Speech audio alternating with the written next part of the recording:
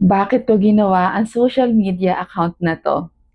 Gusto kong mag-share ng hope, positivity, kindness, at light sa mga taong nangangailangan nito. Naranasan ko na kasing mawala ng pag-asa.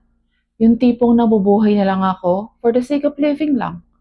Nawalan ako ng purpose nung namatay yung tatay ko. Hindi naging madali ang pagbangon. Pero posible, mahal tayo ng Diyos. At minsan, pinaparamdam niya ang pagmamahal niya sa atin sa pamamagitan ng ibang tao. Tulad ng nangyari sa akin. At habang buhay akong grateful doon. At ngayon, I am giving back. Kaya kung nahihirapan ka ngayon, kapit lang. Trust God's perfect timing. Everything will fall into place. Kung may gusto kang pag-usapan, kung may tanong ka sa buhay, comment mo lang. At kung feeling mo, safe space ito para sa'yo, welcome ka dito. Pwede kang mag-follow. Let's learn together and build a positive and God-centered community.